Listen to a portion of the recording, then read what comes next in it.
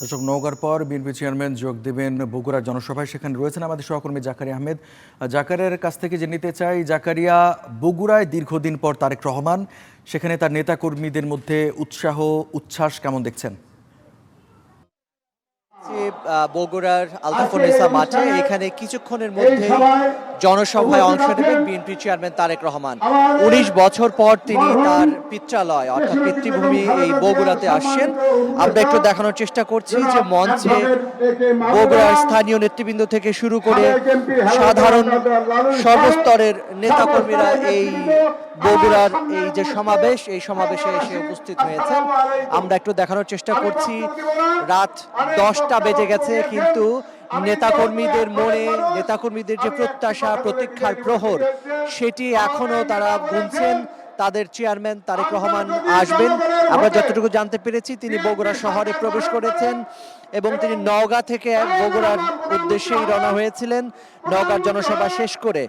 আমরা যতটুকু জানতে পেরেছি, তিনি আর কিছুক্ষণের মধ্যেই এই সমাবেশে এসে যোগ দেবেন এবং এই সমাবেশ থেকে তার নির্বাচনী আসন, এটি বগুড়া 6 আসন, এই আসন থেকে বিএনপি চেয়ারম্যান নির্বাচন করছেন।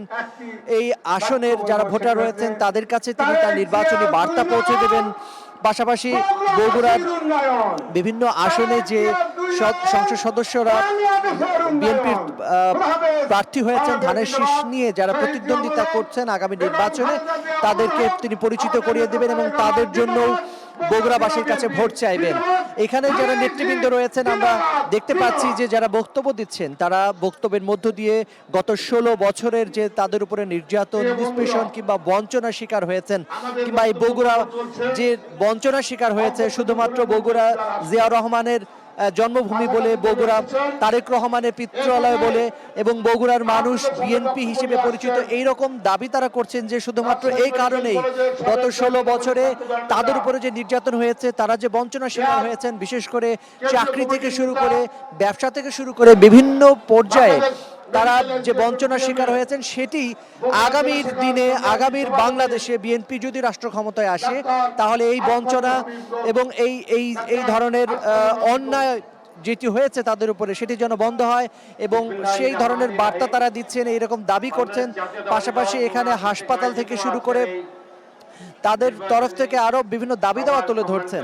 আমরা এর আগে দেখেছি তারেক রহমান রাজশাহীতে একটি জনসভায় বক্তব্য দিয়েছেন, সেখানে তার নির্বাচনী যে প্রতিশ্রুতি সেটি তুলে ধরেছেন এবং তিনি বলেছেন বিএনপি ক্ষমতায় গেলে কৃষকদের যে কৃষি ঋণ 10,000 টাকা পর্যন্ত যে ঋণ রয়েছে সুদ সহ তিনি সেটি মওকুফ করবেন এবং পাশাপাশি পদ্মা, তিস্তা এবং এই ব্রহ্মপুত্র, করতোয়া, এই যে নদীগুলো রয়েছে, এই নদী পাড়ের জনপদিতেও আসলে রাজশাহী কিংবা উত্তরবঙ্গ কিংবা বগুড়া, এই নদীগুলো খনন থেকে শুরু করে নদীগুলোর নাব্য বৃদ্ধির জন্য বিএনপির যে পরিকল্পনা সেটি তিনি তুলে ধরেছেন।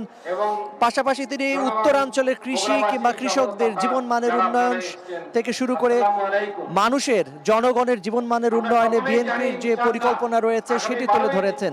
এখানে আমরা দেখতে পাচ্ছি যে রাত 10টা পার হয়ে যাওয়ার পরও নেতাকর্মীরা উপস্থিত রয়েছেন, নেতাকর্মীরা অপেক্ষায় আছেন কখন তাদের চেয়ারম্যান আসবেন এবং তাদের উদ্দেশ্যে বক্তব্য দেবেন।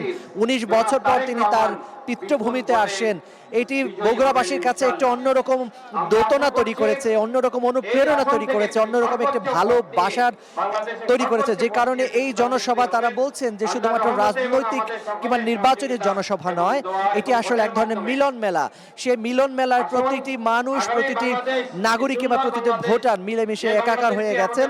আগামী 12 তারিখে, ফেব্রুয়ারির 12 তারিখে ধানের শীষকে বিজয়ী করার যে স্লোগান, সেটি আলতাফুন্নেসা মাঠ থেকে উঠেছে এবং তারা বলছেন এই আসন যেহেতু বিএনপি চেয়ারম্যান তারেক রহমানের, এই আসনে তাকে জয়যুক্ত করার মধ্য দিয়ে বগুড়ার যে আসনগুলো রয়েছে সবগুলো আসনে ধানের শীষকে বিজয়ী করার যে প্রত্যয়, সেটি তারা এখান থেকে তুলে ধরছেন।